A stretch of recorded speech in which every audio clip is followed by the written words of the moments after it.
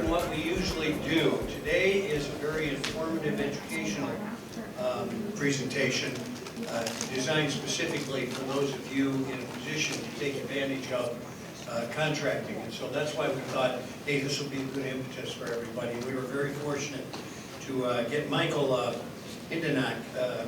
Currently serves as the program manager for the South Central Michigan Apex, and he's going to explain what Apex Accelerator is, because a lot of us remember PTAC. And he's led that program for the last 6 years. Over 35 years of work experience in both the private and the public sectors. Private sector experience focused on internal audit. I hate to think about that. And human resource. But very much an expert. We're very fortunate to have him. Please welcome Michael Hindenach.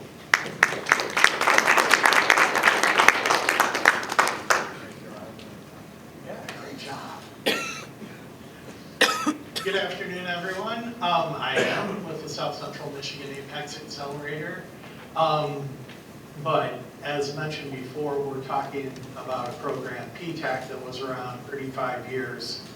And then we got moved within the Department of Defense, so we promptly were rebranded, and now we're Apex Accelerators. So let's talk about our program funding for a second. We are currently 100% grant funded, so I don't go to my clients and ask them to contribute any more funding because I've already taken their money. 65% of us is through the Department of Defense Small Business. 26% is funded through MEDC.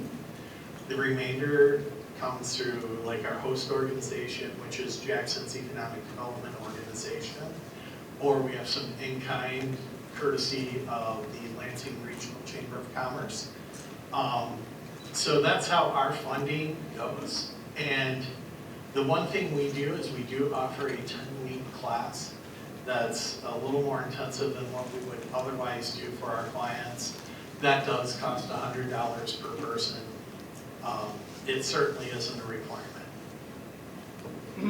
All right, and speaking of clients is a scary term sometimes, because usually when people come to us and I mention the term client, their first question is, oh my goodness, what am I signing up for and where are the hidden costs? But because of our grant language, that is our language. Anyone in here that deals with nonprofits or other funding knows that you use the terminology that your grant is going to utilize, and we're no different when it comes to that. They want to call our people clients. I'll call them clients all day long. We've paid for the privilege. It's all right. What we ask from our clients is quarterly surveys to let us know if what we're doing is meeting their needs, and then feedback in the sense that if we failed, where are we failing so we can make our program better, or, you know, sometimes it's just different expectations. So, you know, we had a client come in that thought we were going to be their unpaid staff. That ended badly. But that's okay. I mean, let's get that stuff taken care of. All right, so here's our mission statement that comes with enough jargon in there to make sure that I don't even understand it. But that's okay. Next we'll have our vision, and that I do understand completely, because if you look forward, our vision statement talks about creating industrial base, and that is exactly what Department of Defense is paying us to do. They want, first, because they're Department of Defense, they want us to get defense-ready industrial base. I don't blame them. That's what they're paying us for. We do that. We also assist other federal departments, like Department of Energy, FEMA, you name it. If there's a federal department, and there is, we're there to help with that. But we also come into play with, like the state of Michigan does their purchasing. We will assist with helping you build your relationships with contracting officers there if need be. We assist with getting the SIGMA registrations, but that'll be in slides coming forward. forward, so we won't get too far into it. But the bottom line is, the vision really does cover what we do. So, here we go. We just talked about DIB and the measurements with Department of Defense contracts that are born. The GIB, which is a great little acronym for Government Industrial Base, and I'm sorry, I talk in acronym all the time. So if I use one or you see one that you don't know, hang on to it because I'll answer all questions at the end of the presentation. But quite honestly, there are tons of acronyms throughout everything, and it comes back to utilizing the language in your brand. So, anyway, so with the GIB, we take the non-defense and any government, federal, and any state, or local occasionally. Local is funny in the sense that our assistance with local government really depends on how the locals are doing their procurement. If they're doing stuff on their own website, we're never going to see it. We aren't going to be able to help because as part of a strategy for their procurement, they want to keep it closed and probably, in theory, keep those dollars more towards their local businesses. And that's a very sound strategy that they want their own tax dollars to recycle within their own community. I totally get it, not gonna fuss. However, some localities will put their stuff out on dibs, which is major bid boards and stuff. If they're out there, I see them and we can help. So it's kind of a shoot on how are they doing their procurement to how much I can help. And then other stuff. Yeah, we'll help with introductions to prime contractors, like we did a Meet the Buyer for Boeing. And we've done other ones for, like AG. It's just a matter of, if you're trying to get into those companies, they have a specific way in which to become a supplier to the primes. We generally can help with doing some of that stuff. And then, for me, go back with more. Don't worry, I'm gonna hit all these points. For me, I offer exceptions in the sense that everything we do is government contract related. So usually there's a very formalized way of doing stuff, but invariably someone will say, well, I don't fall in, but would you consider? And therefore we have exceptions because we have had one or two exceptions that have worked out really well for us that were really outside of the norm. But I don't ever want our program to be so specific that we miss out on opportunities for our potential clients because they don't fit like people think they should. All right, now we can go. All right, so is the space for government contracting for you, or probably not, but you may know people who it would be good for. Part of it deals with all of these things. The first thing we are always talking about our clients in the first meetings, how much additional capacity do you have? Because if you don't have it, don't waste your time. Stay doing what makes sense. One of the other ones is how much of a commitment do you have to doing this government contracting? The higher the level you go, the bigger the pain it is. And that is just reality. So we have some clients that say, hey, I don't even want to play in the federal government. Can you help me with the state? The answer is sure. They're a lot easier to work with. But you have to have commitment with both funding, time, workforce. As I told you, we don't do it for you. We teach you how to do it. This is probably not a bad time to mention our program covers 6 counties. We have a staff of 3. So capacity can be an issue. But we also have me, and I'm really blunt. So it's a blessing. So I will tell our clients point blank if we're running into capacity issues so they can better plan. Then the other big part about whether it's good space for you deals with what are you doing? Who are you trying to sell to? Because if you're not creating something and it's just I buy cheap from Amazon and sell to the government, and there are some companies that do that, that's going to get handled totally different than your traditional solicitation methodologies. So it's a matter of finding that space where you are.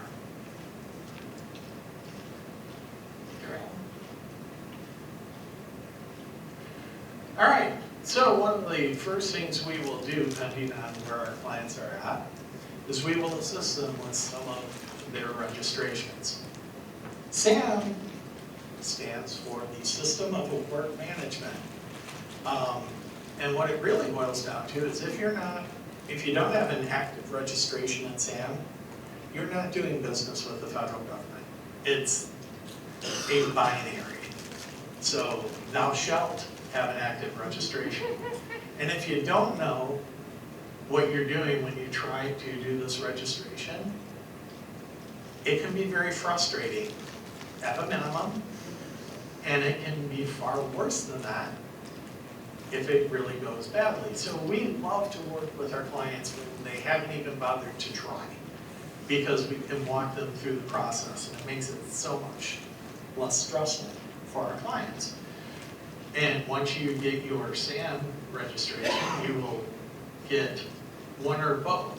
A UEI gives you, well, if you know DUNS numbers, it's the new equivalent of a DUNS number. So if you're doing anything with the federal government, like, I don't know, getting grants, you still have to be in SAM, and you need a UEI. But CAGE codes, they are more for your traditional contracting, and it's a little more extensive of a process through SAM, but not much. But if you know you're not going to be doing contracting and you're just going for a grant every year, go through the easy part. You know, if you're going to be doing legit business, then you need to go through both parts, and you end up with a CAGE code. It really just depends on what it is you're trying to accomplish. Now, Sigma is to the state of Michigan as SAM is to the federal government. So we also will assist with that. And then there is absolutely nothing systematic regarding localities. They all do it differently, so we'll help if we can.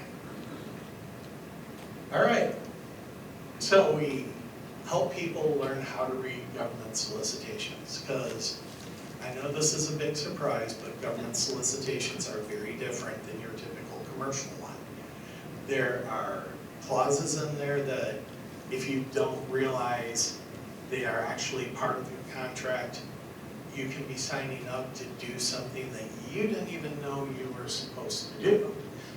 And you will be held to that standard, because any clause that's in the solicitation is part of your contract. And the FAR outlines that very carefully. And if it's Department of Defense, DFARS will outline it instead. But the bottom line is, you're signing up for stuff that you don't know if you don't know. All right.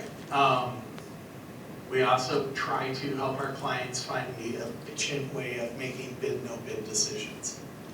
And a lot of that is this what you do?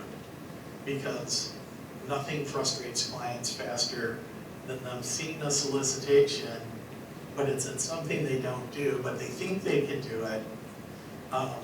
That usually can become a real source of stress for them, because if they get it, it's a hell of a ramp up. And we talked about reference clauses already with FAR and DFARS. Federal acquisition requirements, defense federal acquisition requirements, or regulations. Either way, it carries the weight of law. All right, so we help you learn how to read solicitations. That's a really good thing. The next thing we do is we do classes on how to write proposals. Because sometimes government proposals are such that it's almost more like a grant application than it is what you would typically think of as a business proposal. So the formatting is going to be absolutely outlaid in this solicitation. But our contractors hate that because they've already purchased specific bidding software. And it kicks out in this beautiful format that anyone in a commercial world would understand in a second. And if they turn that in as their proposal, it'll probably get tossed. So it's important to know the format in which you are expected to do. Well, yeah, I mentioned that. All right, I've given this so much time, we've done so many times. Let's not do it without that, but yeah, we're getting there. All right, one of the other things we do is marketing to the government, because, you know, your typical marketing you do is not going to play in the federal space. So we help companies do capability statements, which is the equivalent of your business's resume. And that's the language they use in this. We help develop relationships with contracting officers, because those are the people who are going to be making the decision on who's going to win said contract. So having I mean, that's just business everywhere though. You try to work with the people you know because you can anticipate what they will do. Doesn't always work, but it certainly helps. Let's go next. We also will assist with post-award functions. Now the WAF, which stands for Wide Area Workflow, for reasons that I don't understand, but that's okay. It is the electronic invoicing system for the federal government. And bottom line is, in one of those FAR clauses in your solicitation, you will find one that says, "Thou shalt bill us through this system." So it's kind of important that you know how to do that. But the bottom line is we teach that to our clients that actually have contracts, because every time we try to teach it ahead of time, they forget it and you have to learn it all over again anyway, if Congress hadn't changed stuff along the way. So there you go. We do assist with, sometimes contracting officers and our clients will have different interpretations of things. So we try to mediate those issues so that everyone can come to a reasonable expectation. If you don't get a contract, there's a debriefing you can have with the contracting officer. And those can be very helpful in understanding why you might not have won said bid, especially if you're low bid and they still decided to use a different value judgment, because most contracts do contain the highest value determinant, which doesn't necessarily equate to lowest cost. So if you're low bid and you still don't win, sometimes it's time well spent to get an understanding of why the contracting officer made that decision. Bid protesting, that's always fun. That is the equivalent of pulling a grenade, tossing it into the contracting officer's office by surprise, because no contracting officer ever wants to deal with bid protest. It's a lovely process. So once we help our clients understand what the process is, we are forbidden to assist thereafter. I suspect it's because, well, the federal government's paying 65% of our weight, and they don't want us in the mix. And to that I say thank you. All right, we do additional training and counseling on some of the laws and regulations about the mentor protege, well, about all this stuff, but there are individual slides for all of these, and I believe you'll have access to this presentation. So we'll just take to the next. Hey, we do all this stuff too. That other government contracting items, much like the exceptions we talked about, sometimes there's just stuff.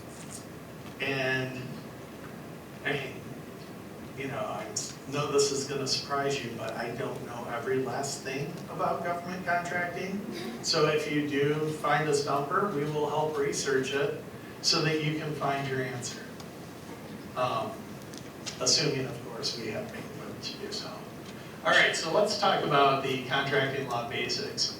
We talked about the FAR, the DFARs. ACFR is really important too. That's where you're gonna find all of the laws and things dealing with how are you a woman-owned small business, how are you determined if you're a veteran out. The 8A program is a great program that just went through a fun time being declared unconstitutional and now is back with limitations. But like all things, I will confidently tell you I'm not an attorney. I don't give legal advice. I'm a business counselor, which is a great way of saying don't sue me.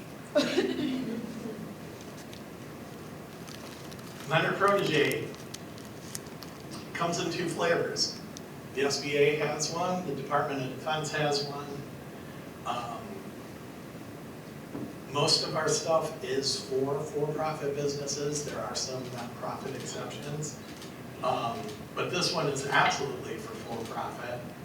And basically it helps you find a partner in your journey through government contracting. Someone who's working in the same space as you are to become a mentor to you. And the reason companies do this, you'll hear a lot of stuff, but let's get blunt. Large companies love to have mentor-protege relationships with small companies that can use their small business so that they can get set-aside contracts, or women-owned small business designations so that they can play in those arenas where they would otherwise be excluded. I mean, I'm sure there's a lovely human being out there that wants to go help people naturally. I don't find them often in the business world. And that is no offense to anyone. All right, government accounting system. Generally, if you're in business and you're having to turn in tax returns for your business, you probably already have the governmental accounting system in place. We talked about wide area workflow. Again, it is required and it is basically, it works. I use it every month, get paid every month. It's good stuff. Joint certification, hey, this one's important. Think about if you're a machine shop and you need to get drawings to make a part. The only way to do that is through the JCP program, and that's why it's super important for some of our clients, and it's absolutely not an issue for others, just depending on the product you're using. But if you actually do need drawings, this is the way you can get it done. Subcontracting, God, I love subcontracting. Subcontracting is fun because just like we talked about FAR regulations, there are some very specific to subcontracting. So those are called pass-through clauses. And if the prime contractor forgets to put them in the contract, they are still assumed to be in effect. And there's been enough court cases about that to where you know what the hell you're getting into as a subcontractor. The other thing that sometimes we forget is our government is sovereign. So you can't sue it. So you start doing a job and they basically decide to cancel the clause or the contract, and they can. You can collect the costs that you've got involved, but thou shalt not collect more than that. And you won't get a profit off of that. And you can't put a lien on the battleship. So that's why it makes for so much fun. So, oh yeah, you did bathrooms for a trailhead for, You know, Bureau of Land Management, well, you're not putting lien on that either. It's a government asset. All right, SBI or STTR, if you're doing innovative research, there's money here. However, it's pretty specific. They will frequently put out things to say, hey, we want someone to develop this. My favorite so far has been the self-filling canteen that pulls moisture out of the air and fills a full canteen every day in an arid climate. So, if you can do that, there's money. And no small amounts. And there's other stuff like that, but that one's easy to understand. All right, hey, CMMC Spurs. Well, let's just go to CMMC now that it's actually in play. And basically, if you look at modern day Chinese aircraft, they look really familiar. And that's because even though nobody likes to talk about it, some of our supply chain got hacked. And once they figured out, then we reverse engineer. And they're okay at reverse engineering, our stuff's still better. But it pisses us off when we've got a lot of money going into this R&D and someone's stealing it. And again, let's face it, it's China, let's not dance around it. So anyway, now in order to get government contracts or subcontracts or anything where you're going to have access to something called CUI, which is Controlled Unclassified Information, thou shalt have a CMMC level that is appropriate. Okay, FOCI, hey, much the same. This program is here to make sure that you are not overly influenced through foreign ownership, which ultimately ties back to the Chinese Communist Party. All right. Hey, we help you find contracting data because as we're teaching you how to do all these wonderful things, it's kind of important that you know where to find solicitations, especially ones that are appropriate for you. We actually do carry a bid match system, so every day our algorithm goes out, checks about 1,000 bid boards. If your NAICS codes tie up or keywords tie up, shoot you an email that says, hey, you might want to look at this. Never have I gotten so much done with so little on that. Right. Certifications, we talked about this to a certain extent, or we alluded to it. We will help with your SBA certifications. Calling a small business certification is a little misnomer, but we teach you how to prove it. Then there's other, and that basically, again, falls into the exception space. Convince me. How do we do all that? Hey, we do classes, we do one-on-one training, we do on-demand training videos occasionally. We also have training through Gavology, who trains us. We share our same information. And here's my staff of 3 people, and there's my 6 counties. So sometimes bandwidth is an issue. But if we have time to invest, we will invest it. If not, we'll find time at some point. All right, we are 7A and 7B, but the whole state is covered by a number of APEX programs. So if you're not in our area, that just means you don't get to have the joy of working with me, but there are a bunch of lovely professionals that will help you anyway. I am Mike Hindenach. This is, that email will still get to me, but look for an update because we're rebranding. And I think this is us. How did I do on time? Wonderful. Time for some Q&A if anybody has any questions. I'm actually going to start out the Q&A. And so between federal, state, and local governments, do you also guide any compliance with the companies for their need to be government specific on websites There's web compliance these days on privacy. Only to the extent of what this solicitation is to be. Fair enough, okay. Because frequently, in that case, you're going to have web development companies that know that space far better than we do. So we'll play in the contracting area of it and let them figure out the tech stuff. Because I know like California websites that if you're doing a contract there, you can't, your site can't call private data. Yeah, no, that's getting into industry-specific technical stuff Fair that enough. gets beyond our areas of Leave it to the other expertise. experts. So I don't know what the rest of your notes say, but mine say, if you're interested in this, get a hold of Mike. Okay? That's fair. It is not a quagmire, but it is fairly rigorous to get through it. I will tell you a personal experience a number of years ago. I was a preferred vendor with the Tank and Automotive Command Center, which would have been through your purview. Mm-hmm. And it was harder to get off the preferred supplier list than it was to get on it.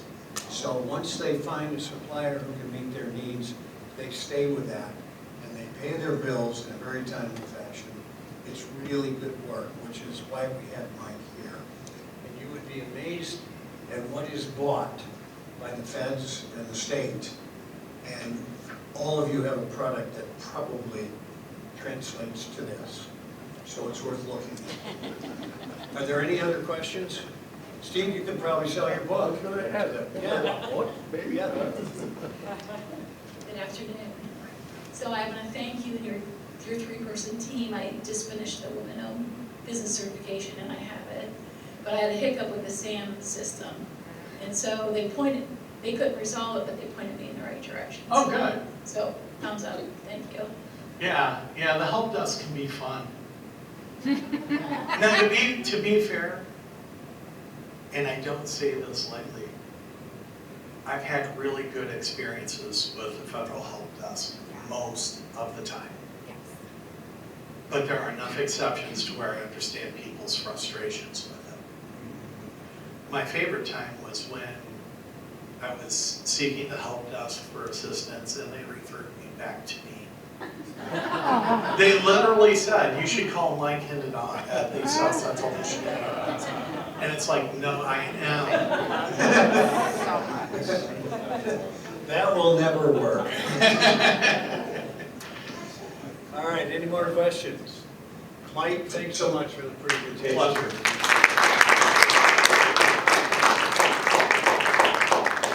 All right, I'll finish up right here on this mic. Can you hear me in the back?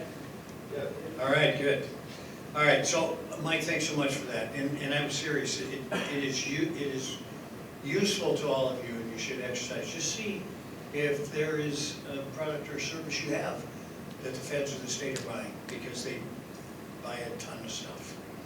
And if there are any questions that you think of on the way home, let us know, get it back to us, and we'll get it to Mike's office, and we can get it to you electronically. Once again, I want to really thank our sponsors, Fly Lansing, Capital Region International Airport, Shaheen Chevrolet and Cadillac, Dean Transportation, Sinair, Foster Swift Attorneys, and LaughQ. Thank you so much. We appreciate the support you've given us.